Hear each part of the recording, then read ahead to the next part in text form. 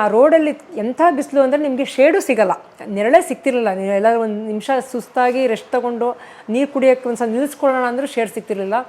ಎಷ್ಟೋ ಸಲ name board ಬರುತ್ತೆ, ಆ ನೇಮ್ ಬೋರ್ಡಲ್ಲಿ ಒಂದು 2 ಫೀಟ್ ಅಷ್ಟು ಜಾಗ ನಮಗೆ ಆ ನೆರಳು ಸಿಗುತ್ತೆ, ಬರೀ 2 ಅಡಿ ಈ ಥರ.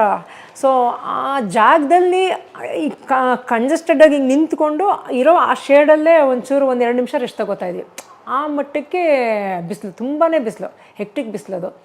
ಅದನ್ನು ಅಡ್ಜಸ್ಟ್ ಆದರೆ ಇನ್ನು ಸೈಕಲ್ ಹೊಡೆಯೋದು ಭಾಳ ಈಸಿ. 2 ವೀಕ್ಸು ಭಾಳ ಕಷ್ಟಪಟ್ವಿ ವೆದರ್ ಅಡ್ಜಸ್ಟ್ ಆಗೋದಕ್ಕೆ. ಆಫ್ಟರ್ 2 ವೀಕ್ಸು ನಮಗೆ ಅದೊಂಥರ ಅಭ್ಯಾಸ ಆಗೋಯಿತು. ಆಮೇಲೆ ನಮಗೆ ಅಂಥ ಬಿಸಿಲು ಅಂತ ಅನ್ನಿಸ್ತಿರ್ಲಿಲ್ಲ. ಸ್ಟಾರ್ಟಿಂಗ್ 2 ವೀಕ್ಸ್ ಮಾತ್ರ ಒಂದು 3 ಅವರ್ಸ್ ಮಧ್ಯಾಹ್ನ ರೆಸ್ಟ್ ಕೊಡ್ತಾಯಿದ್ವಿ, ಹೊಡಿತಾನೇ ಇರಲಿಲ್ಲ. 12:30 to 3 o'clock 3:15 ತನಕ ಹೊಡಿತಾ ಇರಲಿಲ್ಲ. ಆಮೇಲೆ 3:30 ಮೇಲೆ ಶುರು ಮಾಡ್ತಾಯಿದ್ವಿ. ಸೊ ಹೀಗಿತ್ತು ನಮ್ಮ ಜರ್ನಿ. ನಮ್ಮದು ಫುಡ್ಡೆಲ್ಲ ನಮಗೆ ಜೊತೆಗೆ ಸೋಮಂಜಿ ಅಂದ್ಬಿಟ್ಟು ಅವರು ಮನಾಲಿಯವರು, ಅವರೇ ಅವ್ರದ್ದು ಶೆಫ್ದು ಒಂದು ಕ್ರೂ ಮೆಂಬರ್ ಕರ್ಕೊಂಬಂದಿದ್ರು. ಹಂಗಾಗಿ ನಮಗೆ ಫುಡ್ದು ತೊಂದರೆ ಆಗಲಿಲ್ಲ.